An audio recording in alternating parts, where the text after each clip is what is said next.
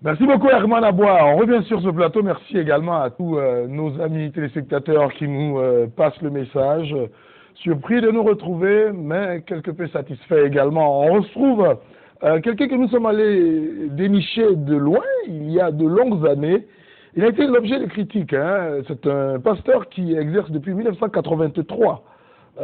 Pasteur Adjé Beira Christophe, je sais que tu as fait tes premières heures de conversion du côté de Beaunois, oui, où tu as été un enfant turbulent, oui. Relativement difficilement apprécié dans la cité. Oui, oui. Tu as dérangé un peu les gens du côté de Beaunois au départ. Bon, écoute, esclave de la drogue, on ne pouvait que déranger les gens. Donc quand j'ai rencontré le merveilleux Sauveur, il a transformé ma vie, il m'a changé, ça m'a tellement touché que j'ai dit, mais je ne peux que te servir. C'est comme ça que le 16 février 1983, je me suis engagé dans le ministère pastoral. Alors, vous commencez le ministère pastoral, vous exercez en évangélisation, etc. Et puis à un moment, vous vous dites, j'ai besoin d'aller plus loin, et vous vous offrez une arme qui est la musique évangélique ou chrétienne à l'époque, pour évangéliser. C'était surprenant, vous n'avez pas toujours été chanteur. Non, pas du tout. Seulement que j'ai vu que pour s'approcher des gens, c'était pas facile. Parce que les gens étaient occupés. Alors pourquoi ne pas trouver un moyen pour pouvoir aller vers eux? C'est ainsi que j'ai vu que si on habille la parole de Dieu avec de la musique, l'on pourra écouter dans sa voiture, quand il sera à la maison fatigué, et un peu partout. Et j'ai vu que ça porte du fruit. Et les gens sont touchés. Mais à l'époque, il n'y avait pas de cas d'espèce en Côte d'Ivoire. Il n'y avait pas, on parlait de Noël Coulommiers, on parlait de Daniel, un autre chanteur burkinabé assez connu, mais il n'y avait pas d'exemple à suivre en tant que tel en Côte d'Ivoire. Si, il y avait par exemple la sœur, prête-moi le nom, là, c'est de l'Assemblée de Dieu, la Constance. Constance, oui. Qui chantait déjà, mais c'était dans les 4 murs. Il y avait un Guessa Emmanuel qui chantait également, et d'autres. Mais moi, c'est en Angleterre, en 93, dans un milieu de fraises à Irois, où la musique chrétienne a évolué, que j'ai dit, mais tiens, un pasteur pour faire la musique, parce qu'au début, c'était tabou pour un pasteur de faire de la musique. Et c'est là que j'ai été touché en 93. Et pourtant, en plein culte, il chante. Oui. Alors, quand je suis venu à Abidjan, j'ai commencé à le faire. Mais écoute, c'était bon pour un débutant. Mais écoute, le monsieur, qu'est-ce qu'il est plus pasteur ou bien quoi? Il commence à chanter. Alors, des critiques énormes au départ. Alors, comme quoi, quand on écoute des critiques, c'est pas toujours évident de continuer. Aujourd'hui, vous êtes un peu le pionnier en la matière. Je me souviens qu'à une certaine époque, vous avez dit que la musique chrétienne allait envahir notre pays. Ça remonte à il y a très très longtemps, et aujourd'hui, bon, c'est presque le cas, et le souci demeure le même, d'amener les gens au Christ au travers de la musique. Oui, je crois que c'est une prophétie très très formidable. C'était Alafé qui avait écrit cet article-là, et quand je lui disais, il y croyait, mais on peut croire et puis ne pas voir l'accomplissement. Mais aujourd'hui, la chose est réelle. J'ai senti que la musique chrétienne devait prendre la place en Côte d'Ivoire. Aujourd'hui, ça a une place en Côte d'Ivoire. Et je pense qu'il est bien pour tous ceux qui évoluent dans ce domaine de jeter juste un petit regard vers un précurseur ou l'un des précurseurs qui a commencé cette chose. Et une fois même, je suis arrivé à demander à l'une des stars chrétiennes aujourd'hui qui fait beaucoup de plaintes, j'ai dit, mais écoute cher ami, invite-moi au moins à un de tes programmes. Je vais juste venir prendre le micro pour dire alléluia au peuple. Oui. Et il n'a pas eu mon temps. Personne ne pense à moi. Oui, et ça c'est très fréquent dans le milieu, et c'est pas tout à fait normal. Alors, déjà en 85, vous étiez classé dans ce qu'on appelle les charts. Donc vous étiez classé deuxième après Antoinette Conan, avant Pépé Calais, Tchala Moana, Guy Marcel, Alain Kounkou, Jéricho, MC Prince, Akil Salomon, etc., etc. Vous étiez deuxième dans le classement des 10 meilleures ventes de chez Tropic Music. Oui, alors, ça veut dire que déjà, à l'époque, vous aviez commencé à positionner la musique chrétienne à un niveau assez considérable avec vos chansons. Oui, il faut dire que l'on voulait louer Dieu, mais l'on ne savait pas comment faire. Je crois que j'ai donné là un manuel, un outil à tous ceux qui voulaient louer le Seigneur. C'était régulièrement que vous sortiez des cassettes? Je sortais 2 cassettes par an, chaque 6 mois. Et même là, qu'on me disait, mais tu exagères. Oh, avec le Seigneur, il y a des temps favorables. Aujourd'hui, j'en ai 15. Mais est-ce qu'entrer en studio aujourd'hui, c'est facile? Est-ce que prendre quelqu'un qui va travailler ta musique qu'on appelle arrangeur, est-ce que c'est facile? Donc le Seigneur m'a fait la grâce. Chaque 6 mois, je sortais une œuvre. Un de vos fans, et ça je peux le dire, vraiment un fan invétéré, c'est mon beau-père. Il a toutes vos cassettes, il écoute régulièrement, presque tout le temps vos cassettes. Alors à l'époque, vous aviez, dans votre zèle de jeune chantre, décidé d'envahir les boîtes de nuit, et vous êtes un des premiers à vous être rendu dans les boîtes de nuit pour chanter sans le moindre complexe, sans gêne. Vous étiez en boîte de nuit et vous chantiez Jésus.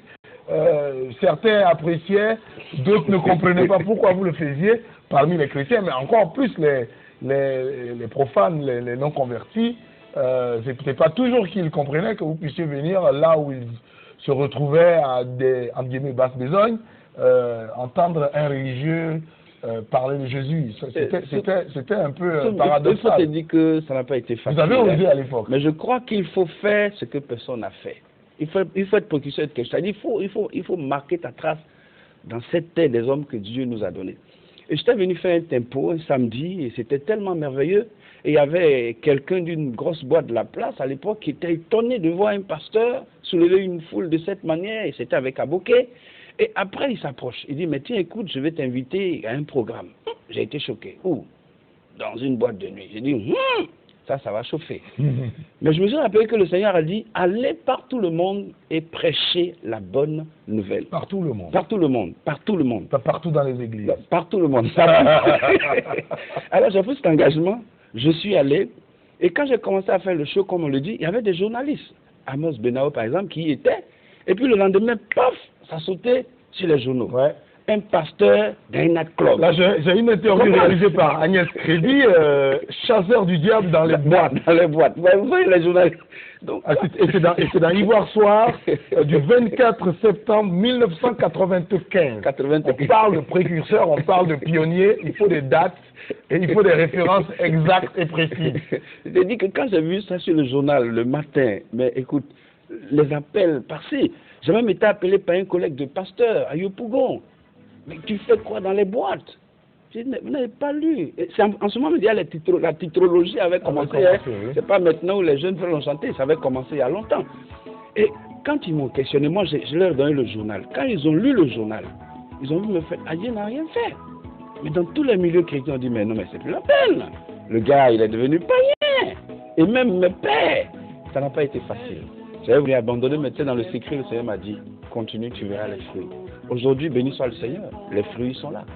Dieu est bon. Beaucoup de jeunes se sont lancés dans cette carrière. Alors, quels sont vos rapports avec ces chantres? Il y en a beaucoup, hein. Je ne citerai aucun pour ne pas donner l'impression que je privilégie. Il y en a beaucoup, heureusement, pour la louange chrétienne, suite à ce que vous avez fait. Récemment, on vous a décerné un prix du pionnier de la louange chrétienne à la première édition de Harpe d'Or. Vous étiez aux États-Unis en ce moment et j'ai été la personne qui a reçu le prix pour le remettre à votre épouse. Alors justement, quels sont les rapports du pionnier avec la nouvelle génération, de toutes les générations qui sont venues après vous? Les rapports se portent bien, et j'ai vraiment apprécié la jeune sœur de Top Visage qui m'a décerné ce prix parce qu'elle a été l'une des premières personnes qui m'a interviewé dans Top Visage.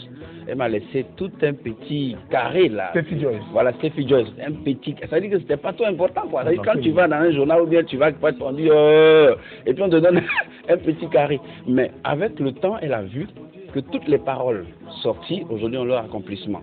Et puis par rapport aux relations, les relations se portent bien. Je suis en contact avec Yao Kang, qui est l'un des présidents des Chants Unis. Je suis aussi en contact avec Emmanuel Boifo, qui est le président des Chants de Côte d'Ivoire. Et puis même avec tous les chanteurs en grand, parce que je suis dans le comité qui dirige l'UNARCI. Gagui Seli, son Excellence, Monsieur le Président. Et puis, il faut te dire que l'UNARCI aujourd'hui, et avec tous ceux qui chantent dans l'ensemble, on fait un travail pour pouvoir amener la Côte d'Ivoire à reconnaître la compétence, la connaissance du chanteur ivoirien. Et très souvent, on aime dire chante, artiste, mais moi je dis que tout ça, c'est des jeux de mots. Dieu est un artiste. Il a dit que le ciel soit et le ciel fut. Le meilleur artiste, c'est Dieu. Et aujourd'hui, les jeunes qui chantent, moi je peux leur demander de revenir à la parole, de revenir à la parole. Parce qu'on chante pour pouvoir véhiculer la parole. C'est vrai qu'on veut faire danser les gens, on veut faire réjouir, mais c'est pas ça l'objectif. Il faut chanter la parole. Il faut Alors chanter la justement, parole. je prends une parole que vous avez émise. Hein, l'article émane donc de Amos Beonao. Découverte, Adieu Beira, le pasteur qui veut jouer dans les nightclubs. Il dit quelque part dans ce papier, mais plus pragmatique que jamais, ce jeune pasteur pense que naturellement ce sont les malades qui ont besoin de médecins, car il affirme Dieu aime tout le monde et pense. Et je pense que si ma musique qui véhicule le message du Tout-Puissant est jouée dans les bars, les maquis, les nightclubs, on pourra sauver beaucoup d'âmes égarées. Et il ajoute, la fin du monde est proche, je suis prêt à répondre à toute invitation pour aller jouer personnellement n'importe où, car nous les hommes de Dieu, nous avons pour mission d'aller partout pour répandre le message de l'évangile. Aujourd'hui, avec un peu de recul par rapport à cette époque où il y avait le zèle, est-ce que vous êtes en mesure, est-ce que vous pourriez répondre par l'affirmative dans une invitation à la rue Princesse ou ailleurs, comme vous l'aviez fait à une certaine époque? Je crois qu'il n'y a pas de problème. La preuve, nos produits sont déjà joués dans ces lieux. Donc, bien heureusement. Voilà, donc déjà, ça nous a dévancé. Donc je ne vois pas d'inconvénient. Aujourd'hui, par exemple, le père Norbert à Bécan, il a eu une fois le courage d'aller chanter dans une boîte à Makori. Et d'autres prêtres comme d'autres pasteurs. Donc ce n'est plus un tabou pour la Côte d'Ivoire. Et moi, je me réjouis. Et laisse-moi te dire, j'ai rencontré une dame de classe, que je n'ai pas besoin de citer le nom, qui me disait, mais tiens, pasteur, c'était le jour où tu étais venu dans cette boîte de nuit où tu as chanté que j'ai été touché. Malgré que j'étais en boîte avec mon ami. Mais si aujourd'hui je connais le Seigneur, je crois que c'est grâce à toi. Soum, j'étais dépassé. Mais je bénis Dieu parce que la semence aujourd'hui a porté du fruit. La semence a porté du fruit. Je salue le passage Émile Conan, Fréjus, qui a fait un travail de fond, aujourd'hui qui est même bien assis dans la parole. Je salue Aboké qui avait cru, hein, parce que lorsque j'ai été présenté à Aboké par Valérie, Aboké voyait ça un peu, le pasteur chantait, mais il a fait l'ouverture. Et à chaque tempo, j'y étais. J'ai fait Panache avec Soum, parce que c'est Soum, si je ne me trompe pas, qui a commencé l'émission Panache. Donc j'ai fait Panache avec Soum, j'ai fait Dimanche Passion avec Barthélemy Nabo, 3 reprises. En tout cas, c'était vraiment bien de voir quelqu'un comme Adjé qui bravoure, qui est en train de chanter. Aujourd'hui... En tout cas, c'était difficile de ne pas le recevoir. C'était difficile parce qu'il était là, il était constamment là. Alors en 94, les références sont de cette époque. Vous déclariez dans le journal Le Pays, je veux être une star chrétienne. Est-ce que vous l'êtes aujourd'hui? Est-ce que vous l'êtes aujourd'hui après de longues années? Ça va être ma dernière question. Je peux dire oui parce que non seulement en Côte d'Ivoire, mais aussi aux États-Unis. C'est le pays des rêves de tout le monde. Je vais chaque fois et je fais des concerts. J'ai eu même la grâce de faire des concerts parmi les Américains.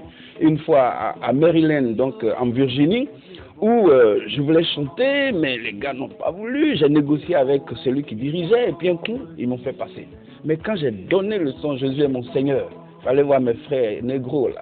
Ils se sont retrouvés dans les beats. Ils ont dit, mais continue. J'ai dit, non. Au début, quand j'ai voulu, vous n'avez pas voulu.